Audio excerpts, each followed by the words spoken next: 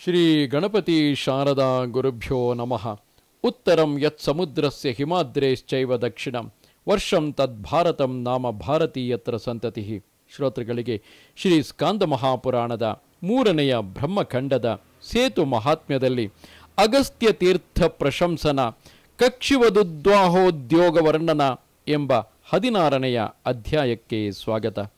ಸೂತನು ಹೇಳುತ್ತಾನೆ, ಎಲೈ ವಿಪ್ರೋತ್ತಮರೇ, ಮಹಾದೇವನಿಂದ ಸೇವಿತವಾದ ಈ ಹನುಮತ್ ಕುಂಡದಲ್ಲಿ ಸ್ನಾನ ಮಾಡಿದ ಬಳಿಕ ಸಾವಧಾನ ಚಿತ್ತನಾಗಿ ಅಗಸ್ತ್ಯ ತೀರ್ಥಕ್ಕೆ ಹೋಗಬೇಕು. ಈ ತೀರ್ಥವು ಸಾಕ್ಷಾತ್ ಅಗಸ್ತ್ಯನಿಂದಲೇ ನಿರ್ಮಿತವಾದುದು. ಪೂರ್ವಕಾಲದಲ್ಲಿ ಮೇರು ವಿಂಧ್ಯ ಪರ್ವತಗಳಿಗೆ ಕಲಹ ಉಂಟಾಗಲು ವಿಂಧ್ಯವು ಭೂಮ್ಯಾಕಾಶಗಳ ಅಂತರವೆಲ್ಲವನ್ನು ಆವರಿಸಿತು. ಆಗ ಸಮಸ್ತ ಪ್ರಾಣಿಗಳಿಗೂ ಉಸಿರಾಡಲು ಸಾಧ್ಯವಾಗಲು ದೇವತೆಗಳು ಕೈಲಾಸಕ್ಕೆ ಹೋಗಿ ಪರಮೇಶ್ವರನಿಗೆ ಆ ಸಮಾಚಾರವನ್ನು ಭಿನ್ನವಿಸಿಕೊಂಡರು. ಆತನು ಆಗ ಪಾರ್ವತಿಯನ್ನು ಮದುವೆಯಾಗಲು ಉತ್ಸಾಹಿಯಾಗಿ ಆಕೆಯನ್ನು ಯಾಚಿಸಲು ವಸಿಷ್ಠಾದಿ ಮಹರ್ಷಿಗಳನ್ನು ಕಳುಹಿಸಿಕೊಟ್ಟು ಅಗಸ್ತ್ಯನಿಗೆ ವಿಂಧ್ಯಾದ್ರಿಯನ್ನು ಅಡಗಿಸುವಂತೆ ಅಪ್ಪಣೆ ಮಾಡಿದನು. ಆಗ ಕುಂಭಜನು, ದೇವ ವಿಭೋ, ಮಧುವಣಿಗನಾಗುವ ನಿನ್ನ ವೇಷವನ್ನು ನೋಡಲಾರದೆ ಹೋಗುವೆನಲ್ಲವೇ ಎಂದು ಭಗವಂತನಾದ ಪಿನಾಕಿಯನ್ನು ಕೇಳಿದನು. ಅದಕ್ಕೆ ಪಿನಾಕಿಯು, ಕುಂಭಜ, ನಾನು ಪಾರ್ವತಿ ಸಮೇತನಾಗಿ ಪುಣ್ಯತಮವಾದ ವೇದಾರಣ್ಯಕ್ಕೆ ಬಂದು ಅಲ್ಲಿ ಮಧುವಣಿಗನ ವೇಷದಲ್ಲಿಯೇ ನಿನಗೆ ದರ್ಶನವನ್ನು ಕೊಡುವೆನು. ಎಲೈ ಮುನೀಶ್ವರನೇ, ಈ ಸಂಶಯವನ್ನೇ ತೊರೆದು ಬೇಗ ವಿಂಧ್ಯಾದ್ರಿಯನ್ನು ಅಡಗಿಸಲು ನಡೆ ಎಂದು ಅಪ್ಪಣೆ ಮಾಡಿದನು. ಬಳಿಕ ಅಗಸ್ತ್ಯನು ಹೆಜ್ಜೆಯನ್ನು ಗಿಟ್ಟುವುದರಿಂದಲೇ ವಿಂಧ್ಯವನ್ನು ಗೆದ್ದು ಅದನ್ನು ನೆಲಸಮ ಮಾಡುವವನಾಗಿ ದಕ್ಷಿಣ ದೇಶಕ್ಕೆ ಹೊರಟು ಗಂಧಮಾದನವನ್ನು ಸೇರಿದನು. ಬಳಿಕ ಆತನು ಆ ಪರ್ವತದ ಮಹಿಮೆಯನ್ನು ಅರಿತು ಅಲ್ಲಿ ಸ್ವನಾಮಾಂಕಿತವಾದ ಪುಣ್ಯತೀರ್ಥವೊಂದನ್ನು ಏರ್ಪಡಿಸಿ ಈಗೂ ತನ್ನ ಪತ್ನಿಯಾದ ಲೋಪಾಮುದ್ರೆಯೊಡನೆ ಅಲ್ಲಿಯೇ ವಾಸಿಸುತ್ತಿರುವನು. ಅಲ್ಲಿ ಸ್ನಾನಪಾನವನ್ನು ಮಾಡಿದವನು ಮತ್ತೆ ಜನ್ಮವನ್ನು ತಾಳುವುದಿಲ್ಲ. ಎಲೈ ದ್ವಿಜರೇ, ಈ ಲೋಕದಲ್ಲಿ ಭೂತ ಭವಿಷ್ಯದ್ ವರ್ತಮಾನಗಳೆಂಬ ತ್ರಿಕಾಲಗಳಲ್ಲಿಯೂ ಭುಕ್ತಿ ಮುಕ್ತಿದಾಯಕವೂ ಸಕಲಾಭೀಷ್ಟಪ್ರದವೂ ಆದ ಆ ತೀರ್ಥಕ್ಕೆ ಸಮಾನವಾದುದು ಮತ್ತೊಂದಿಲ್ಲ. ಯಾವ ತೀರ್ಥ ಸ್ನಾನದ ಮಹತ್ವದಿಂದ ದೀರ್ಘತಮನ ಮಗನಾದ ಕಕ್ಷಿವಂತನೆಂಬುವನು ಸ್ವನಯನ ಮಗಳಾದ ಮನೋರಮೆ ಎಂಬ ಪ್ರಿಯಳನ್ನು ಹೊಂದಿದನು, ಅಂತಹ ಅಗಸ್ತ್ಯ ತೀರ್ಥಕ್ಕೆ ಸಮನಾದುದು ಮತ್ತೊಂದಿಲ್ಲ. ಕಕ್ಷಿವಂತನ ಆ ಕಥೆಯು ಸರ್ವ ಪಾಪ ನಾಶಕರವಾದುದು. ಎಲೈ ಮುನಿಶ್ರೇಷ್ಠರೇ, ಆ ಕಥೆಯನ್ನು ನಿಮಗೆ ಹೇಳುವೆನು, ಸಾವಧಾನದಿಂದ ಕೇಳಿರಿ. ದೀರ್ಘತಮನೆಂಬ ಧರ್ಮಿಷ್ಠನಾದ ಒಬ್ಬ ಮಹರ್ಷಿಯಿದ್ದನು. ಆತನಿಗೆ ಕಕ್ಷಿವಂತನೆಂಬ ಮಗನು ಒದಗಿಸಿದನು. ಆ ಕಕ್ಷಿವಂತನು ಉಪನೀತನಾಗಿ ಜಿತೇಂದ್ರಿಯನಾಗಿ ಬ್ರಹ್ಮಚರ್ಯವನ್ನು ನಡೆಸುತ್ತಾ ವೇದಾಧ್ಯಯನಕ್ಕಾಗಿ ಗುರುಕುಲದಲ್ಲಿ ವಾಸ ಮಾಡುತ್ತಿದ್ದನು. ಗುರುವಾದ ಉದಂಕನ ಮನೆಯಲ್ಲಿ ವಾಸ ಮಾಡುತ್ತಿರುವ ಕಕ್ಷಿವಂತನು ಸಾಂಗವಾದ ಚತುರ್ವೇದಗಳನ್ನು, 6 ಶಾಸ್ತ್ರಗಳನ್ನು, ಪುರಾಣೇತಿಹಾಸಗಳನ್ನು, ಉಪನಿಷತ್ತುಗಳನ್ನು ಕಲಿತನು. ಈ ಬಗೆಯಾಗಿ ಅವನು 60 ವರ್ಷಗಳ ಕಾಲ ಗುರುಗಳ ಸನ್ನಿಧಿಯಲ್ಲಿದ್ದನು. ಎಲೈ ವಿಪ್ರರೇ, ಬಳಿಕ ವಿದ್ವಾಂಸನು ಬ್ರಹ್ಮವಿದನು ಆದ ಆ ಕಕ್ಷಿವಂತನು ತನ್ನ ಮನೆಗೆ ಹೋಗಬಯಸಿ ಗುರುವಿಗೆ ದಕ್ಷಿಣೆಯನ್ನು ಕೊಟ್ಟು, ಮಹರ್ಷಿಯೇ, ನಾನು ಮನೆಗೆ ಹೊರಡುವವನಾಗಿರುವೆನು, ಅಪ್ಪಣೆಯನ್ನು ದಯಪಾಲಿಸು. ಮುನಿಯೇ, ಕೃಪಾದೃಷ್ಟಿಯಿಂದ ನನ್ನನ್ನು ವೀಕ್ಷಿಸಿ ರಕ್ಷಿಸು ಎಂಬುದಾಗಿ ಆತನನ್ನು ಬೇಡಿದನು. ಉದಂಕ ಮುನಿಯು ಹೇಳುತ್ತಾನೆ, ಎಲೈ ಕಕ್ಷಿವಂತ, ಅಪ್ಪಣೆ ಕೊಟ್ಟಿರುವೆನು, ನೀನು ಮನೆಗೆ ಹೊರಡು. ಮಗುವೆ, ಮದುವೆಗೆ ತಕ್ಕ ಉಪಾಯವನ್ನು ಹೇಳುವೆನು ಕೇಳು. ಶ್ರೀರಾಮ ನಿರ್ಮಿತವಾಗಿ ಸೇತುರೂಪವಾಗಿರುವ ಗಂಧಮಾದನ ಪರ್ವತಕ್ಕೆ ಹೋಗು. ಅಲ್ಲಿ ಸಮಸ್ತ ಇಷ್ಟಾರ್ಥಗಳನ್ನು ಕೊಡುವಂತಹುದು ಭುಕ್ತಿ ಮುಕ್ತಿದಾಯಕವೂ ಸಮಸ್ತ ಪಾಪ ನಾಶಕವೂ ಆದ ಅಗಸ್ತ್ಯ ನಿರ್ಮಿತವಾದ ಪುಣ್ಯ ತೀರ್ಥವಿರುವುದು. ಶುಭಕರವಾದ ಆ ತೀರ್ಥದಲ್ಲಿ ಸ್ನಾನ ಮಾಡಿಕೊಂಡು ಜಿತೇಂದ್ರಿಯನಾಗಿ ಅಲ್ಲಿಯೇ 3 ವರ್ಷಗಳ ಕಾಲ ವಾಸವಾಗಿರು. ಬಳಿಕ 4ನೆಯ ವರ್ಷದಲ್ಲಿ ಉತ್ತಮವಾದ ಆ ತೀರ್ಥದಿಂದ ಒಂದು ಆನೆಯು ಎದ್ದು ಬರುವುದು. ನೀನು ಆ ತೀರ್ಥದಲ್ಲಿ ಸ್ನಾನ ಮಾಡಿ 4 ದಂತಗಳುಳ್ಳದ್ದಾಗಿ ಶರತ್ಕಾಲದ ಮೋಡಗಳಂತೆ ಬೆಳ್ಳಗೆ ಬೆಳಗುವ ದೊಡ್ಡ ದೇಹವುಳ್ಳ ಬೆಟ್ಟದಂತಹ ಆ ಆನೆಯನ್ನೇರು. ಮಗು, ಅದರ ಮೇಲೆ ಕುಳಿತು ಸ್ವನಯನ ಪಟ್ಟಣಕ್ಕೆ ಹೋಗು. 4 ದಂತಗಳುಳ್ಳ ಆ ಆನೆಯನ್ನೇರಿ 2ನೆಯ ಇಂದ್ರನಂತೆ ಬೆಳಗುವ ನಿನ್ನನ್ನು ಕಂಡು ರಾಜಋಷಿಯಾದ ಸ್ವನಯನನು ಸಂತೋಷದಿಂದ ತುಂಬಿ ತುಳುಕಾಡುವ ಕಣ್ಣುಗಳುಳ್ಳವನಾಗಿ ತನ್ನ ಮಗಳ ವಿಚಾರವಾದ ಮಾನಸಿಕ ಖೇದವನ್ನು ತೊರೆದು ಬಿಡುವನು. ಹಿಂದೆ ಆತನ ಪುತ್ರಿಯಾದ ಮನೋರಮೆಯು, ಯಾವನು ಚತುರ್ದಂತವೂ ಮಹಾಕಾಯವೂ ದೇಹವೆಲ್ಲವೂ ಬಿಳುಪಾಗಿಯೂ ಇರುವ ಆನೆಯನ್ನು ಏರಿ ಬರುವನೋ ಅವನೇ ನನಗೆ ಗಂಡನಾಗಬೇಕು ಎಂದು ಶಪಥ ಮಾಡಿದ್ದಳು. ರಾಜನು ಮಗಳ ಈ ಬಗೆಯ ಪ್ರತಿಜ್ಞೆಯನ್ನು ಕೇಳಿ ದುಃಖಗೊಂಡು ಯಾವಾಗಲೂ ಚಿಂತಿಸುತ್ತಿದ್ದನು. ಹೀಗೆ ಆತನು ಚಿಂತಿಸುತ್ತಿರಲು ನಾರದನು ಆತನ ಮನೆಗೆ ದಯಮಾಡಿಸಿದನು. ಧಾರ್ಮಿಕನಾದ ಆ ರಾಜರ್ಷಿಯು ಮನೆಗೆ ದಯಮಾಡಿಸಿದ ಆ ನಾರದನನ್ನು ಕಂಡು ಸಂತೋಷದಿಂದ ಎದುರುಗೊಂಡು ಪಾದಾರ್ಘ್ಯಗಳಿಂದ ಪೂಜಿಸಿದನು. ಬಳಿಕ ಆತನಿಗೆರಗಿ, ದೇವರ್ಷಿಯೇ, ಈ ನನ್ನ ಕುವರಿಯು ಚತುರ್ದಂತವೋ ಮಹಾಕಾಯವೋ ಸರ್ವಾಂಗ ಪಾಂಡುರವೋ ಆದ ಆನೆಯನ್ನು ಏರಿ ಬರುವವನೇ ತನಗೆ ಇನಿಯನಾಗಬೇಕೆಂದು ಶಪಥ ಮಾಡಿರುವಳು. ಇಂತಹ ಆನೆಯು ಇಂದ್ರನ ಲೋಕದಲ್ಲಿ ಇರುವುದೇ ಹೊರತು ಭೂಲೋಕದಲ್ಲಿ ಇಲ್ಲವೇ ಇಲ್ಲವು. ಅರಿಯದ ಹಸುಗೂಸು ಇಂತಹ ಅಸಾಧ್ಯವಾದ ಶಪಥವನ್ನು ಮಾಡಿರುವಳು. ಈ ಪ್ರತಿಜ್ಞೆಯು ಯಾವಾಗಲೂ ನನ್ನನ್ನು ಬಹಳವಾಗಿ ಬಾಧಿಸುತ್ತಿರುವುದು. ಕನ್ಯೆಯು ಅವಿವಾಹಿತೆಯಾಗಿರುವಲ್ಲಿ ತಂದೆಗೆ ದುಃಖವುಂಟಾಗುವುದಲ್ಲವೇ ಎಂದು ಆತನಲ್ಲಿ ಭಿನ್ನವಿಸಿಕೊಂಡನು. ಅದನ್ನು ಕೇಳಿ ನಾರದ ಮಹರ್ಷಿಯು, ರಾಜರ್ಷಿಯೇ, ವ್ಯಥೆಗೊಳ್ಳಬೇಡ, ಬೇಗನೆಯೇ ಇವಳಿಗೆ ಅಂಥವನೇ ಪತಿಯಾಗುವನು. ಭೂಲೋಕದಲ್ಲಿ ಈಗಾಗಲೇ ಉದಿಸಿರುವ ಕಕ್ಷಿವಂತನೆಂಬ ಬ್ರಾಹ್ಮಣನು ನಿನಗೆ ಅಳಿಯನಾಗುವನು ಎಂದು ನುಡಿದು ಆತನು ಆಕಾಶ ಮಾರ್ಗದಲ್ಲಿ ಹೊರಟು ಹೋದನು. ಸ್ವನಯನನು ಆ ಮಹರ್ಷಿಯ ಮಾತನ್ನು ಕೇಳಿ ಹಗಲಿರುಳು ಅಂತಹವನ ಬರುವಿಕೆಗಾಗಿಯೇ ಎದುರು ನೋಡುತ್ತಿರುವನು. ಆದುದರಿಂದ ಬಾಲ ತಾಪಸನು ಭಾಗ್ಯಶಾಲಿಯು ಸೌಮ್ಯನೂ ಆದ ಎಲೈ ಕಕ್ಷಿವಂತನೇ, ನೀನು ಬೇಗನೆ ಅಗಸ್ತ್ಯ ತೀರ್ಥಕ್ಕೆ ಸ್ನಾನಕ್ಕಾಗಿ ಹೊರಡು. ನಿನಗೆ ಸಮಸ್ತ ಮಂಗಳಗಳು ಸಿದ್ಧಿಸುವವು, ಸಂಶಯವಿಲ್ಲ.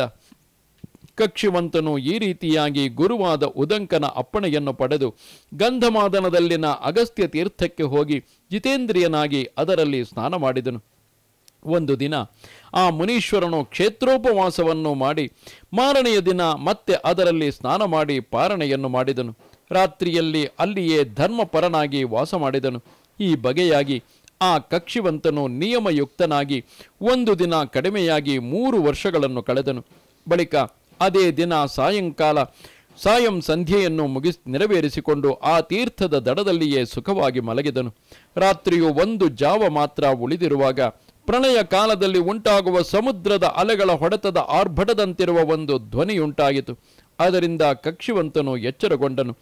ಆಗ ಮಧುರಾಪತಿಯು ಬಲಶಾಲಿಯೂ ಆದ ಸ್ವನಯನೆಂಬ ರಾಜನು ಬೇಟೆಯಲ್ಲಿ ತವಕಗೊಂಡವನಾಗಿ ಪರ್ವತದ ಕಿಬ್ಬರಿಯಲ್ಲಿ ಸಂಚರಿಸುತ್ತಾ ಗಂಧಮಾದನಕ್ಕೆ ಬಂದಿದ್ದನು. ಆತನು ಮಂತ್ರಿಗಳೊಡನೆ ಗಜಾಶ್ವ ರಥ ಭಟ ಸಮೇತರಾಗಿ ಆನೆ, ಸಿಂಹ, ಹಂದಿ, ಎಮ್ಮೆ, ದುಪ್ಪೆ ಮುಂತಾದ ಬಗೆ ಬಗೆಯ ಪ್ರಾಣಿಗಳನ್ನೆಲ್ಲ ಕೊಲ್ಲುತ್ತಾ ಅಗಸ್ತ್ಯ ತೀರ್ಥದ ಬಳಿಗೆ ಬಂದನು. ತಾನು ತನ್ನ ಪರಿವಾರದವರು ಬಳಲಿದ್ದುದರಿಂದ ಆ ರಾಜನು ಅಲ್ಲಿ ವಿಶ್ರಾಂತಿಯನ್ನು ಪಡೆಯುತ್ತಿದ್ದನು. ಬಳಿಕ ಬೆಳಗುವ ಪ್ರಾತಃ ಕಾಲದಲ್ಲಿ ಮುನಿಪುಂಗವನಾದ ಕಕ್ಷಿವಂತನು ಅಗಸ್ತ್ಯ ತೀರ್ಥದಲ್ಲಿ ಸ್ನಾನ ಮಾಡಿ ಪ್ರಾತಃ ಸಂಧ್ಯಾದಿ ಕರ್ಮಗಳನ್ನು ಮಾಡಿ ನಿಯಮದಿಂದ ಅದರ ತೀರದಲ್ಲಿ ಮಂತ್ರಗಳನ್ನು ಜಪಿಸುತ್ತಿದ್ದನು. ಆಗ ಆ ತೀರ್ಥದಿಂದ ಚತುರ್ದಂತವೂ ಮಹಾಕಾಯವೂ ಮೂರ್ತಿಮಂತವಾದ ಹಿಮವತ್ ಪರ್ವತದೋಪಾದಿಯಲ್ಲಿ ಇರುವುದು ಆದ ಆನೆಯೊಂದು ಎದ್ದು ಕಕ್ಷಿವಂತನ ಬಳಿಗೆ ಬಂದಿತು. ಉದಂಕನು ಹೇಳಿದ ಲಕ್ಷಣಗಳೊಡಗೂಡಿ ಆ ತೀರ್ಥದಿಂದೆದ್ದು ಬಂದ ಆ ಆನೆಯನ್ನು ಕಂಡು ಕಕ್ಷಿವಂತನು ಅದರಲ್ಲಿ ಸ್ನಾನ ಮಾಡಿ ಆ ತೀರ್ಥವನ್ನು ಹೊಗಳುತ್ತಾ ಬಾರಿ ಬಾರಿಗೂ ನಮಸ್ಕರಿಸಿ ಚತುರ್ದಂತಗಳುಳ್ಳ ಆ ಆನೆಯನ್ನು ಏರಿ ಕುಳಿತನು.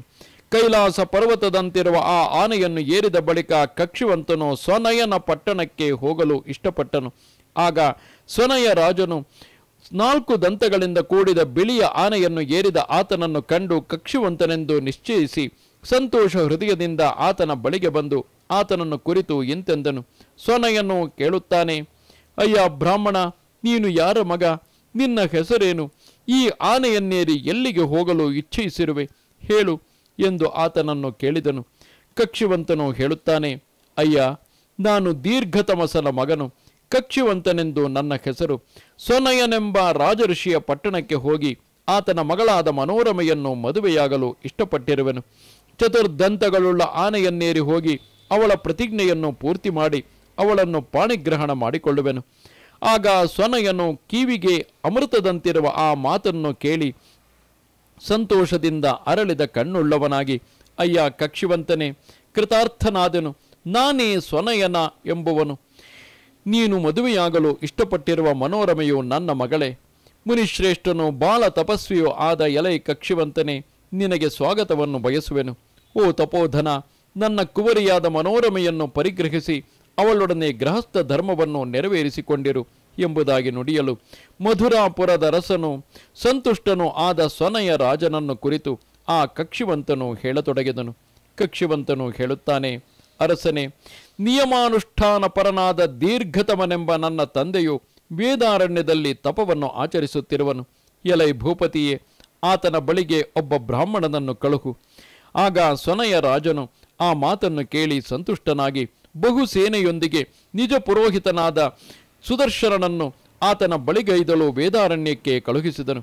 ಆಗ ರಾಜನಿಂದ ಅಜ್ಞಪ್ತನಾದ ಸುದರ್ಶನನು ಮಹತ್ತರವಾದ ಸೈನ್ಯದೊಂದಿಗೆ ವೇದಾರಣ್ಯಕ್ಕೆ ಹೋಗಿ ಪರ್ಣಶಾಲೆಯಲ್ಲಿ ಕುಳಿತು ವೇದಾರಣ್ಯೇಶ್ವರನನ್ನು ಕುರಿತು ತಪಸ್ಸು ಮಾಡುತ್ತಿರುವ ದೀರ್ಘತಮ ಮುನಿಯನ್ನು ಕಂಡನು. ಬಳಿಕ ಮಂತ್ರೋತ್ತಮವನ್ನು ಜಪಿಸುತ್ತಿರುವ ಆ ಮಹರ್ಷಿಗೆ ನಮಸ್ಕರಿಸಿ ಸುದರ್ಶನನು ಆತನಿಗೆ ಸಂತೋಷವಾಗುವಂತೆ ಹೀಗೆ ಹೇಳಿದನು. ಸುದರ್ಶನನು ಹೇಳುತ್ತಾನೆ, ಅಯ್ಯ ಬ್ರಾಹ್ಮಣನೇ, ನಿನಗೆ ಕುಶಲವೇ? ನಿನ್ನ ತಪವು ಬೆಳೆಯುತ್ತಿರುವುದಷ್ಟೇ. ನಿನ್ನ ಆಶ್ರಮದವರು ಕುಶಲವಾಗಿರುವರೆ? ನಿನ್ನ ಧರ್ಮವು ಸುಖವಾಗಿ ಬೆಳೆಯುತ್ತಿದೆಯೇ? ದೀರ್ಘತಮನು ಈ ಬಗೆಯಾಗಿ ಕೇಳಿದ ಸುದರ್ಶನನನ್ನು ಅರ್ಘ್ಯಾದಿಗಳಿಂದ ಸತ್ಕರಿಸಿ ಹೇಳುತ್ತಾನೆ, ಬುದ್ಧಿಶಾಲಿಯಾದ ಸುದರ್ಶನನೇ, ಎಲ್ಲದರಲ್ಲಿಯೂ ನಮಗೆ ಕುಶಲವಾಗಿರುವುದು. ವೇದಾಟವೀಶನ ಕೃಪೆಯಿಂದ ನಮಗೆ ಎಂದಿಗೂ ಅಶುಭವೆಂಬುದೇ ಇಲ್ಲ. ಓ ಬ್ರಾಹ್ಮಣನೇ, ತಮಗೆ ಕುಶಲವೇ? ತಮ್ಮ ಪ್ರಯಾಣವು ಸುಖವಾಗಿ ಸಾಗೀತೆ? ಅಯ್ಯ ಸುದರ್ಶನ, ನನ್ನ ಆಶ್ರಮಕ್ಕೆ ಯಾವ ಕಾರ್ಯಕ್ಕಾಗಿ ಬಂದಿರುವೆ? ವೇದವಿದರಲ್ಲಿ ಶ್ರೇಷ್ಠನಾದ ನೀನು ಸ್ವನಯನ ಪುರೋಹಿತನಲ್ಲವೇ? ಮಧುರಾಪತಿಯಾದ ಆ ಮಹಾರಾಜನಿಲ್ಲದೆ ದೊಡ್ಡ ಸೈನ್ಯದೊಂದಿಗೆ ನೀನೊಬ್ಬನೇ ಇಲ್ಲಿಗೆ ಬರಲು ಕಾರಣವೇನು ಎಂಬುದಾಗಿ ಕೇಳಿದನು. ಇಂತು ಕೇಳಿದ ತೇಜಸ್ಸಿನಿಂದ ಬೆಳಗುವ ಮಹಾತ್ಮನಾದ ಆ ಮುನಿಗೆ ಸುದರ್ಶನನು, ಭಗವನ್, ನಮಗೆ ಎಲ್ಲ ವಿಷಯದಲ್ಲಿಯೂ ತಮ್ಮ ಕೃಪೆಯಿಂದ ಯಾವಾಗಲೂ ಕುಶಲವಾಗಿರುವುದು. ಸ್ವನಯ ರಾಜನು ತಮಗೆ ಸಾಷ್ಟಾಂಗವೆರಗಿ ನನ್ನ ಮೂಲಕವಾಗಿ ಗೌರವವಾದ ಮಾತನ್ನು ಹೇಳಿ ಕಳುಹಿಸಿರುವನು. ಅದನ್ನು ಆಲಿಸೋಣವಾಗಲಿ.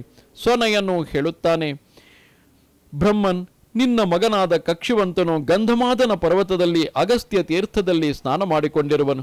ಮಹರ್ಷಿಯೇ, ನಿನ್ನ ಮಗನಲ್ಲಿರುವ ಲೋಕೋತ್ತರವಾದ ರೂಪವನ್ನು, ತಪಸ್ಸನ್ನು, ವೈದಿಕ ಧರ್ಮಾಚರಣೆಯನ್ನು, ವೇದಶಾಸ್ತ್ರಗಳ ಪಾಂಡಿತ್ಯವನ್ನು, ಅತ್ಯುತ್ತಮವಾದ ಸದ್ವಂಶದಲ್ಲಿನ ಹುಟ್ಟನ್ನು ಕಂಡು ಮಗಳಾದ ಮನೋರಮೆಯನ್ನು ಆತನಿಗೆ ಕೊಟ್ಟು ವಿವಾಹ ಮಾಡಲು ಅಪೇಕ್ಷೆಯುಳ್ಳವನಾಗಿದ್ದೇನೆ. ಎಲೈ ಮುನಿಶ್ರೇಷ್ಠನೇ, ನೀನು ಮೃಗಯಾಸಕ್ತನಾಗಿ ಬಂದು ಗಂಧಮಾದನ ಪರ್ವತದಲ್ಲಿ ನಿನ್ನ ಮಗನ ಬಳಿಯಲ್ಲಿಯೇ ಇರುವೆನು. ಅಂದರೆ ಮುನಿಶ್ರೇಷ್ಠನೇ, ನಾನು ಮೃಗಯಾಸಕ್ತನಾಗಿ ಅಂದರೆ ಬೇಟೆಗಾಗಿ ಬಂದು ಗಂಧಮಾದನ ಪರ್ವತದಲ್ಲಿ ನಿನ್ನ ಮಗನ ಬಳಿಯಲ್ಲಿಯೇ ಇರುವೆನು. ಮುನಿಪುಂಗವನೇ, ಆತನು ನನ್ನ ತಂದೆಯ ಅನುಮತಿಯಿಲ್ಲದೆ ನಿನ್ನ ಮಗಳನ್ನು ಮದುವೆಯಾಗಲಾರನು ಎಂದು ನುಡಿಯುತ್ತಿರುವನು.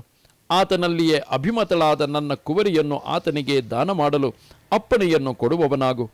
ಅದಕ್ಕಾಗಿಯೇ ಸುದರ್ಶನನನ್ನು ಸೈನ್ಯದೊಂದಿಗೆ ತಮ್ಮ ಬಳಿಗೆ ಕಳುಹಿಸಿರುವೆನು. ಸುದರ್ಶನನು ಹೇಳುತ್ತಾನೆ, ಹೀಗೆ ಹೇಳಿ ರಾಜನು ನನ್ನನ್ನು ತಮ್ಮ ಬಳಿಗೆ ಕಳುಹಿಸಿರುವನು. ಆದುದರಿಂದ ಎಲೈ ಪೂಜ್ಯನೇ, ರಾಜನ ಈ ಕೋರಿಕೆಯನ್ನು ಈಡೇರಿಸು ಎಂದು ಭಿನ್ನವಿಸಿದನು. ಶ್ರೀ ಸೂತನು ಹೇಳುತ್ತಾನೆ, ಸ್ವನಯನ ಪುರೋಹಿತನಾದ ಸುದರ್ಶನನು ಇಂತು ನುಡಿದು ಸುಮ್ಮನಾಗಲು ದೀರ್ಘತಮನು ಅವನನ್ನು ಕುರಿತು ಎಂತೆಂದನು. ದೀರ್ಘತಮನು ಹೇಳುತ್ತಾನೆ, ಸುದರ್ಶನ, ರಾಜನು ಹೇಳಿದಂತೆಯೇ ಆಗಲಿ. ಈ ಪಾಣಿಗ್ರಹಣ ಶುಭೋತ್ಸವವು ನನಗೂ ಇಷ್ಟವೇ ಆಗಿರುವುದು. ಎಲೈ ಬ್ರಾಹ್ಮಣನೇ, ನಾನು ಗಂಧಮಾದನ ಪರ್ವತಕ್ಕೆ ಬರುವೆನು ಎಂದು ಹೇಳಿ ಭಕ್ತಿ ಪರವಶವಾದ ಮನಸ್ಸಿನಿಂದ ವೇದಾರಣ್ಯೇಶನಿಗೆ ಎರಗಿ ಸುದರ್ಶನನೊಂದಿಗೆ ಸೇತುವೆಗೆ ತೆರಳಿದನು. ದೀರ್ಘತಮ ಮಹರ್ಷಿಯು 6 ದಿನಗಳಲ್ಲಿ ಗಂಧಮಾದನವನ್ನು ತಲುಪಿ ಅಗಸ್ತ್ಯ ತೀರ್ಥದ ಬಳಿಗೆ ಹೋಗಿ ಅಲ್ಲಿ ಎದುರಿನಲ್ಲಿಯೇ ಪುತ್ರನಾದ ಕಕ್ಷಿವಂತನನ್ನು ಕಂಡನು.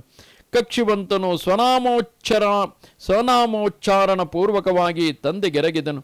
ಬಳಿಕ ದೀರ್ಘತಮನು ರೋಮಾಂಚಿತನಾಗಿ ಮಗನನ್ನು ತೊಡೆಯ ಮೇಲೆ ಕುಳ್ಳಿರಿಸಿಕೊಂಡು ಬಿಗಿದಪ್ಪಿ ಶಿರವನ್ನು ಆಘ್ರಾಣಿಸಿದನು. ಬಳಿಕ ಕುಶಲವನ್ನು ಕೇಳಿ, ಮಗುವೆ, ಸಮಸ್ತ ವೇದಗಳನ್ನು ಅಧ್ಯಯನ ಮಾಡಿರುವೆಯಾ? ಎಲ್ಲ ಶಾಸ್ತ್ರಗಳನ್ನು ಓದಿದೆಯಾ? ಎಲ್ಲವನ್ನು ಅರುಹುವವನಾಗು ಎಂದು ಕೇಳಲು ಕಕ್ಷಿವಂತನು ಎಲ್ಲವನ್ನು ತನ್ನ ತಂದೆಗೆ ನಿವೇದಿಸಿಕೊಂಡನು.